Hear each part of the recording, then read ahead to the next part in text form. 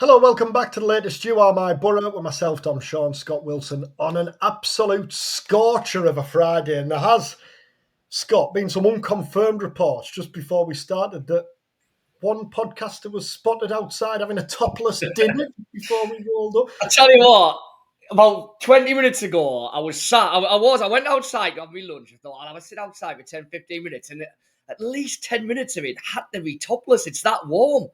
You know what? Topless pork pie eating.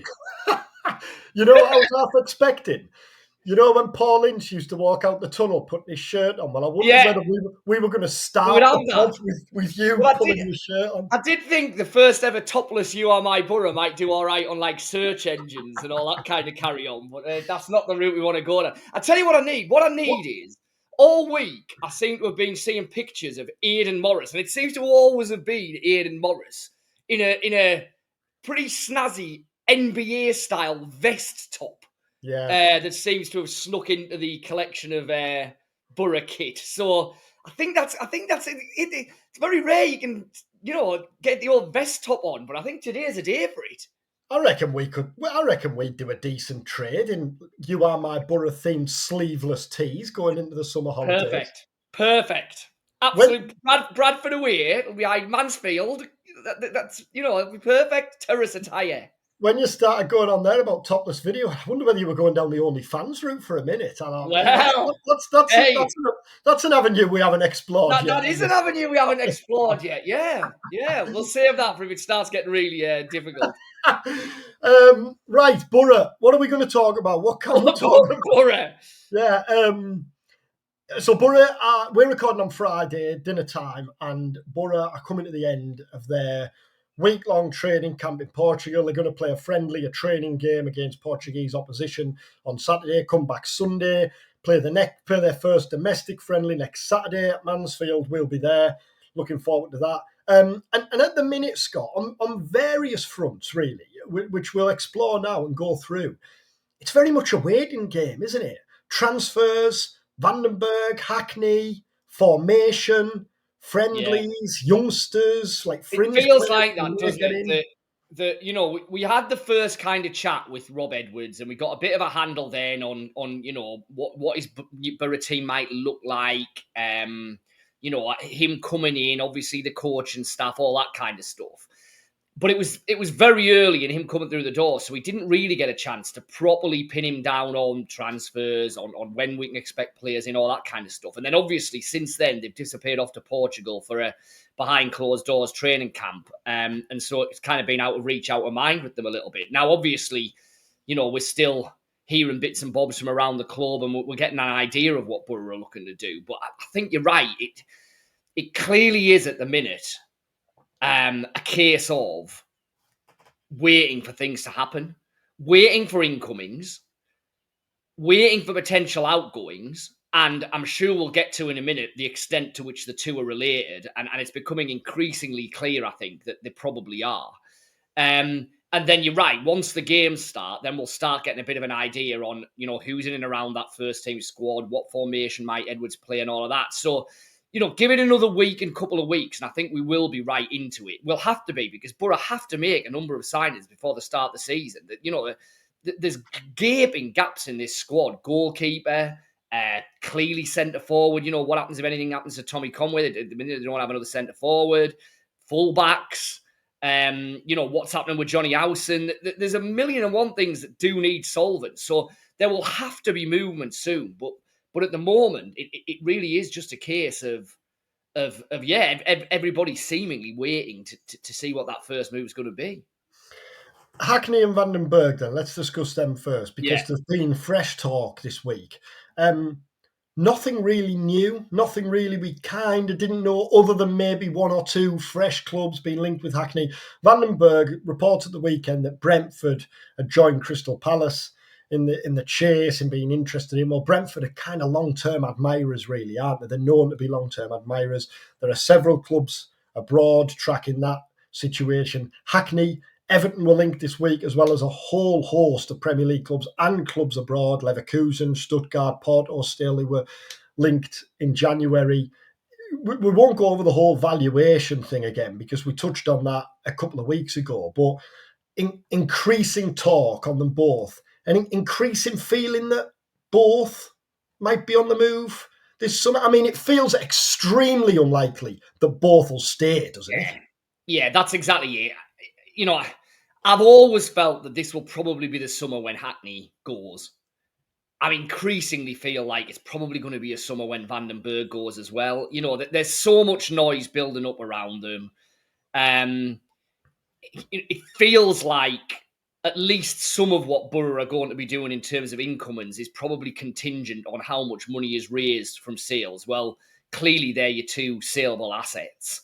Hackney has been, you know, in and around or on the verge of a move for a number of windows now. It feels like it's going to be a really hard sell to keep Hayden Hackney at the club. He's got 2 years left on his contract.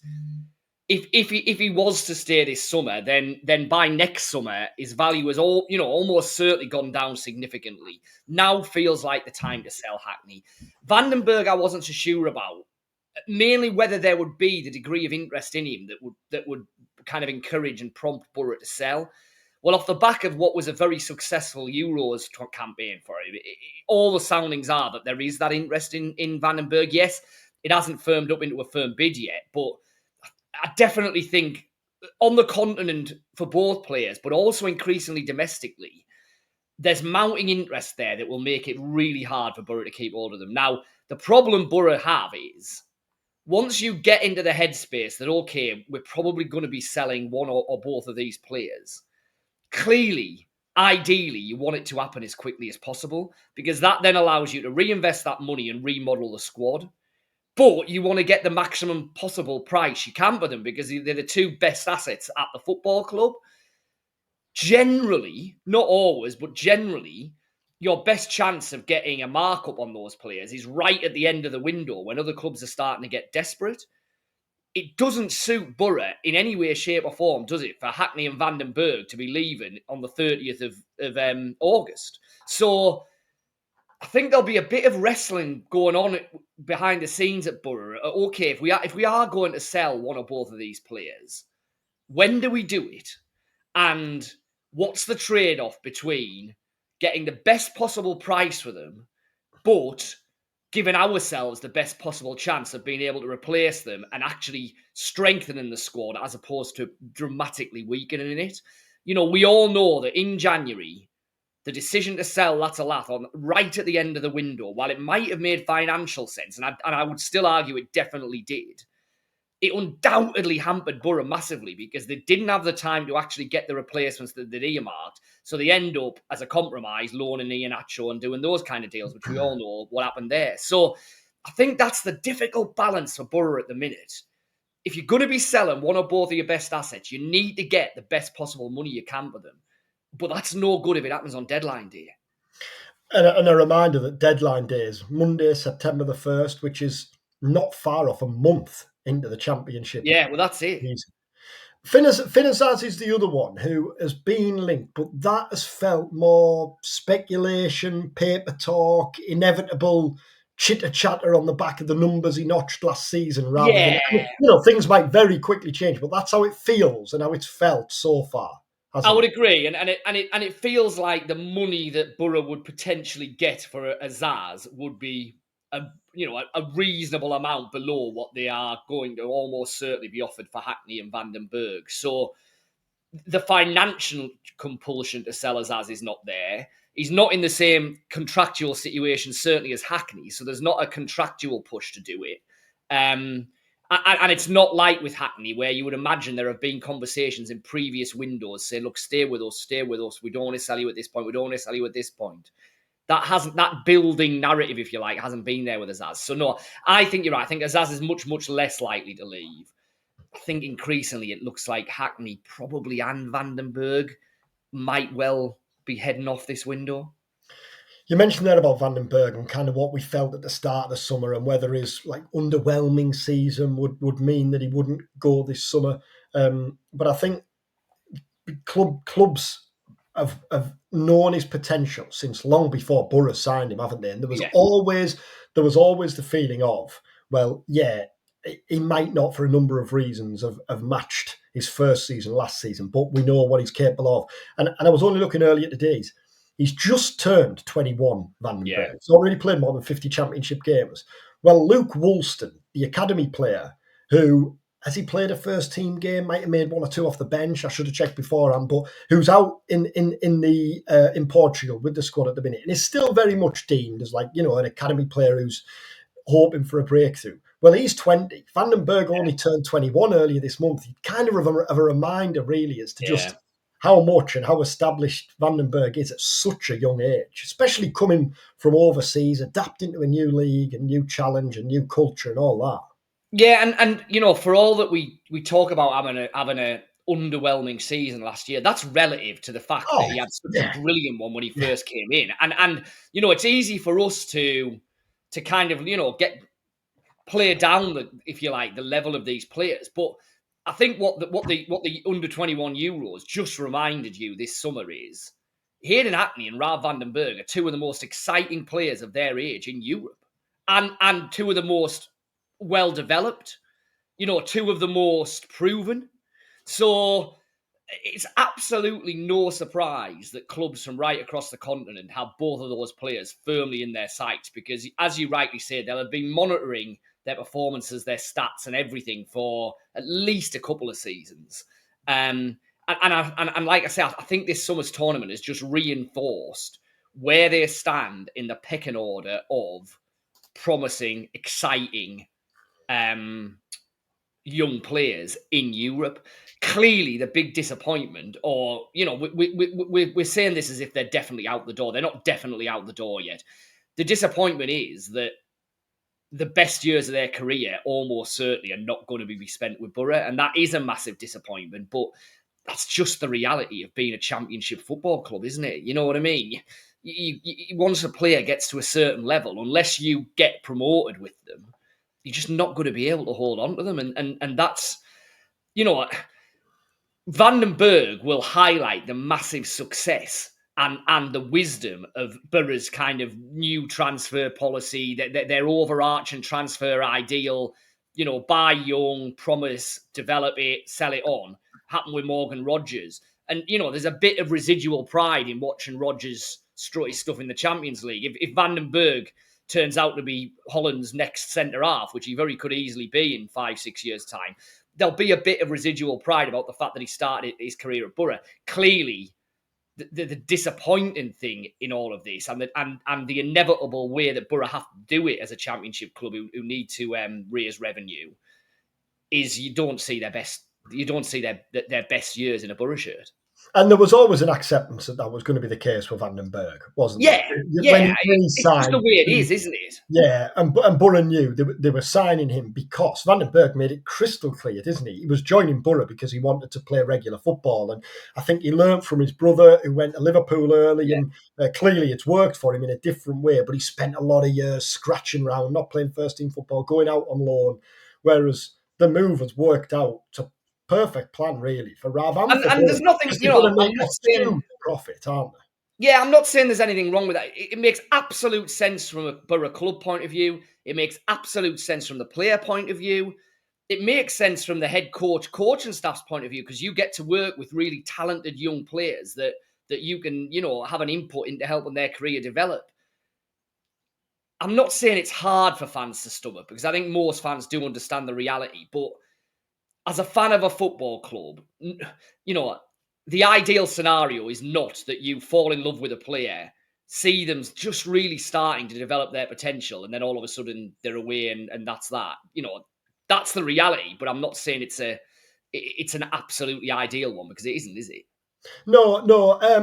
Just before we get on to wins, run across the bottom, there's our latest offer at the Echo to subscribe to get full access to all your Boro coverage. It's our biggest and best sale of the year. It's just £6 for 6 months, £39 for a full year, which gets you access to everything on the site. And we've got a full pre-season. Lord, less adverts. I know people are always saying, and I do accept that's a newspaper website thing right across the board, but subscribing will massively reduce the kind of pop-ups and the and there's an ad-free app that you can use as well. Yeah, it's a much more user-friendly experience. And it'll take you all through pre-season, all through the transfer window, into the new season. Obviously, just £6 for 6 months, £39 for a full year.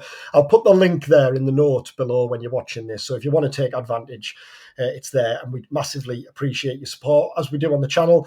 Ins, then. I mean, priorities-wise, it's pretty obvious, really, where Boro want to strengthen, need to strengthen.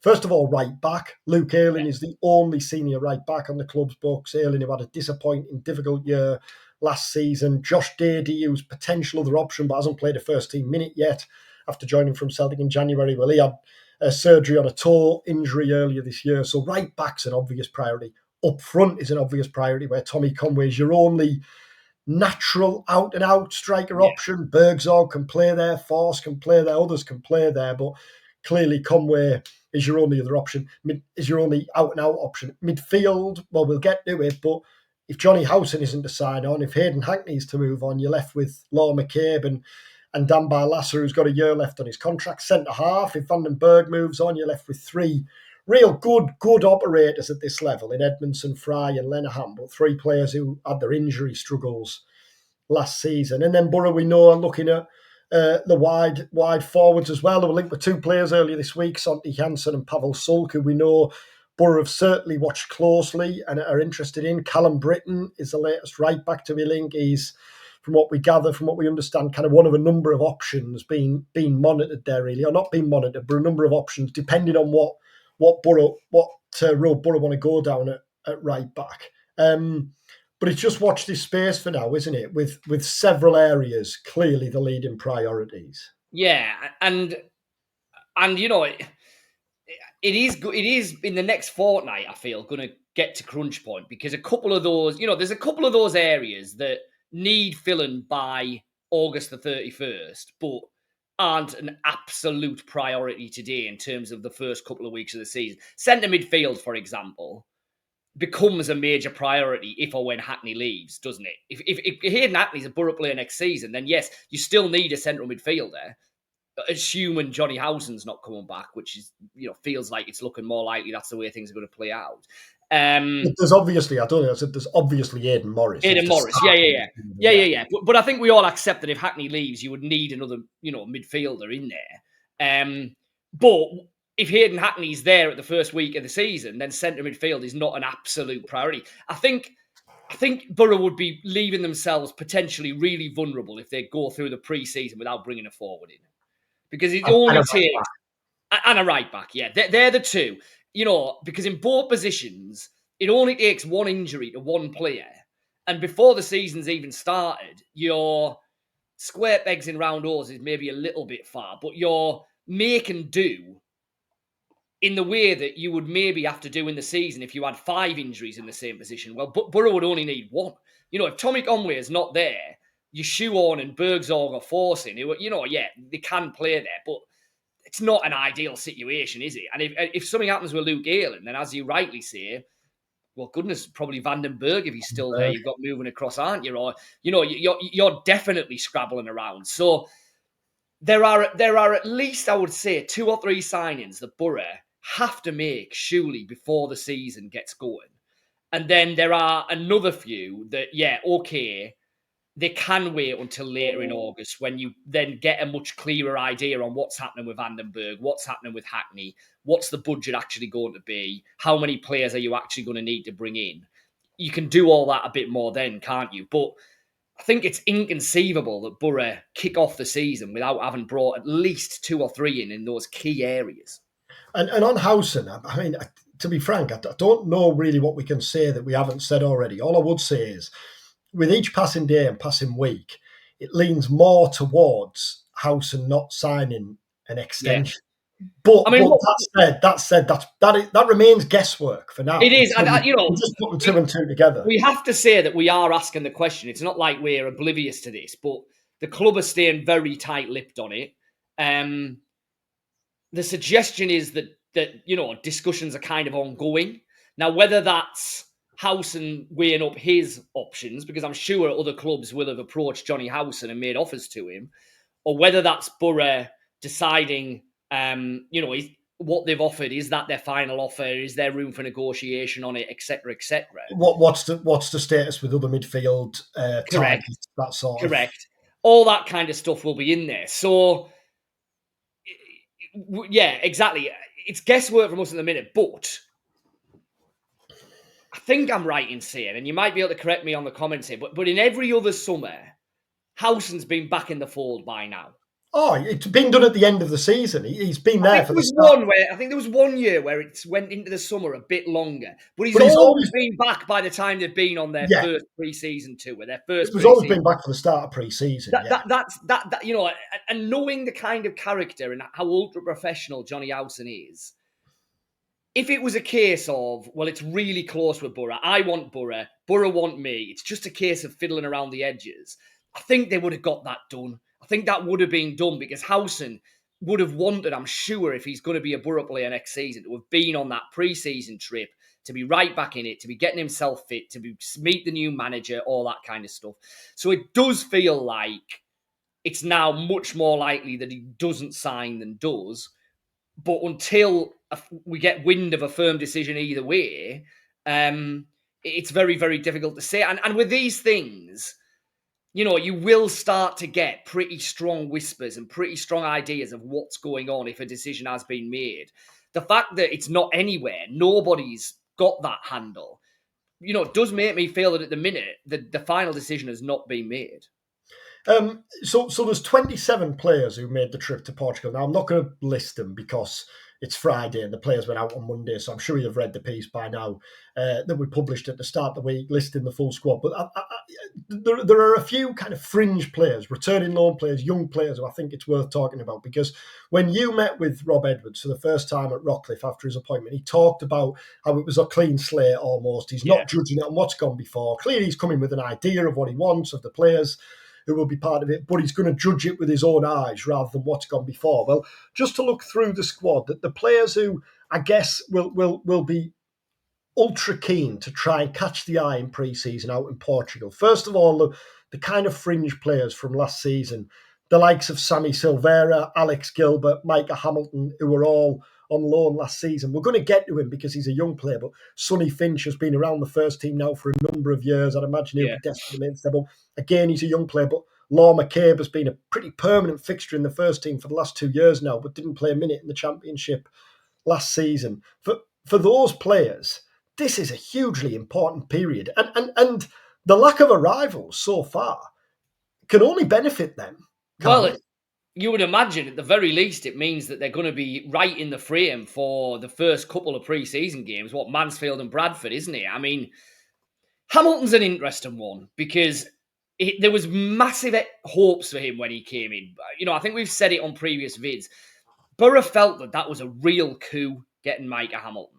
Now, it didn't work for him at Boro in the first half of the season. It didn't work for him on loan at Stockport in the second half of the season. So while he's clearly very, very young, so, you know, to say that it's make or break is probably overplaying it. He needs to start showing what Boro thought they were getting when he first came from Man City, because you're more than a year down the line now. It feels like one of those where if Micah Hamilton's heading back out on loan before the end of August, then that probably means his Boro career is largely getting on the way to being done and dusted. You know what I mean?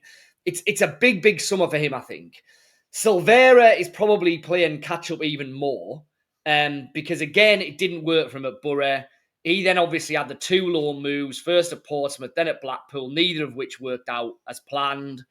Does he have a future? Well, he's going to have to show a lot more than he's shown thus far to realistically have a future in the Championship for Boro next season. But that's not to say that he's not capable of making those strides.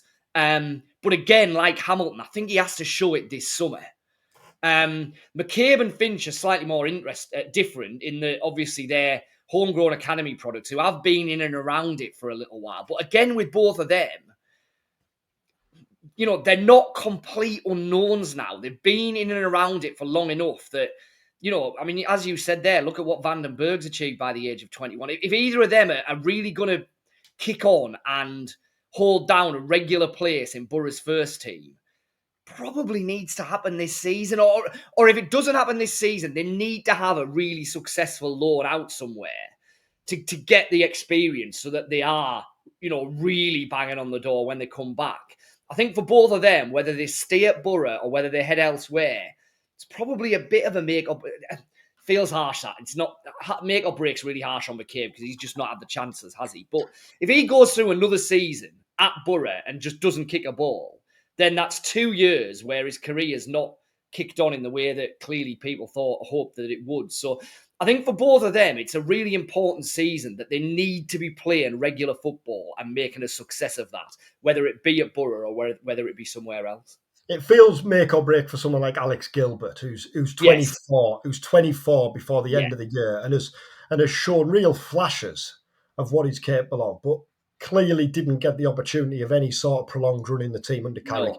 Went to Charlton, although he helped them win promotion, was kind of on the fringes there, was a squad player rather than anything else, mainly because he joined them when they were absolutely flying, weren't they, in the second half of the season. But yeah, it feels for someone like Gilbert that it's kind of now or never. Now or never, yeah. And the other interesting thing, I guess, is the contract situation, because Boro have a group of players who are moving into the last year of the contracts. Yeah. Barasa, Dale Fry, Marcus Forst, Darragh Lenihan, Luke Ayling. Boro might, I'm not sure off the top of my head, have an option on one or two of those. They might not. I'd have to double check that. But Boro have been really effective in the last few years at sorting contract situations early doors. There's been very little, other than Howson, which is a unique case, there's been very little contract uncertainty. Well, there's probably a decision to be made there on a few players. But then, in a case of someone like Dan Barasa, if you had a whole host of midfield options, then Barasa moving on would be more probable and possible this summer.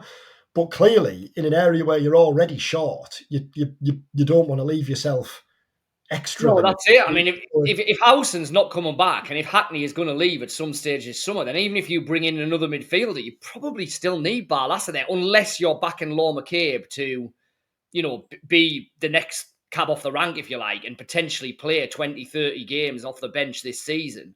Okay, if you think he's ready for that, then maybe that encourages you more that, okay, we can cash in and get a bit of money in the door for Barasa. But as things stand right here, right now,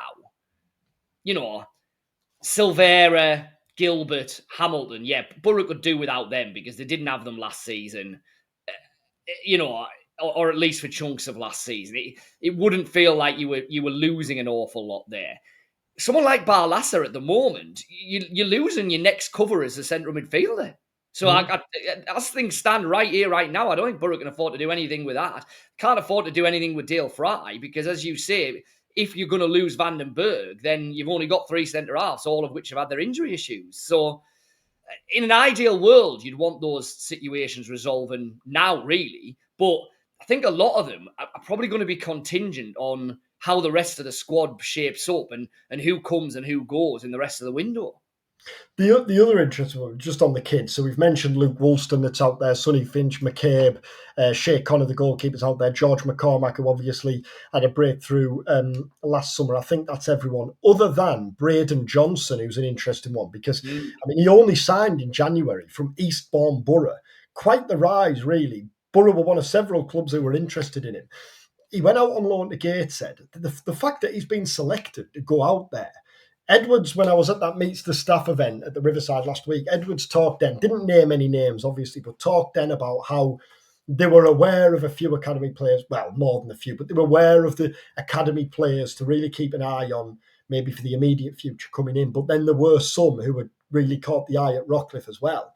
Johnson is clearly one of those. That he's out there one of them, doesn't it? Yeah. I mean, fair play to him to make that step up from non-league like he was to the level at Borough, to go out on loan to Gateshead, to new chance, take that in your stride, and then to do enough to play you. I know it's only a squad, but there's far more kids that have been left at home than a part of the squad. I mean, it's, no two things are alike. It feels a little bit Isaiah Jonesy, doesn't it? Yeah. Obviously, he was plucked from non-league at a time, when other clubs were certainly in and around him. He went to Queen of the South. That was his first loan, as an initial kind of loan move, and came back and by all accounts, was a completely transformed player, even just from that one loan move. So, while it was only Gateshead in the National League, at the age he's at, that might well have really, really kicked his career on. So he's going to be one to watch in pre-season. Will he get senior pre-season minutes in the likes of a Mansfield game or a Bradford game? That'll be interesting to see. Right then, half an hour. I think that'll do us. Get that shirt off and get back out in the garden. Yeah. Bask. Who needs a Portugal training camp, by the way, when you can bask in the Gisborough sun like this? It's definitely Calippo weather, isn't it? Undoubtedly. Definitely a Calippo. I'm waiting for the chimes of the ice cream van, and I have been I tell you what. this morning. Yeah, it definitely feels like that, doesn't it? Well, and to be fair, this is the last weekend we're going to have without Boro action, isn't it? It's all Mansfield next week. All systems go after this. Saturday midweek, Saturday midweek, Saturday midweek. Then we're into season. So, we might actually have something meaningful to talk about. What, you've been to say the last half an hour as opposed to 30 minutes of dribble. Leave your comments and feedback in the comments. Yeah, exactly. Yeah. So Boro play on Saturday. It's a training game in Portugal. So I'm not sure of kind of Boro's plans as to whether we'll find out like who played or the score or any of that stuff. But Boro are playing a training game on Saturday. I'm sure if you keep an eye on the on the club site for that, because they've put loads out from the camp this week, loads of pictures, videos, that sort of thing. Tommy Conway's diaries have been enjoyable. So yeah, keep your eye on sleeveless tops. Lots of sleeveless tops. Yeah. If you have any sleeveless tops, get them sent to us and we'll advertise them. Is this how influencers start? It must be. Do subscribe to the channel if you haven't already. I know we say it every week, but we appreciate that. Rate and review if you're listening on your podcast platforms. And a reminder again of that special offer to subscribe to The Echo. It's just £6 for 6 months, £39 for a full year. And I will put the link in the section below, whether you're watching on YouTube or listening on your podcast platforms. Have a lovely weekend in the sunshine, and we'll be back next week for our next episode of You Are My Boro. Take care.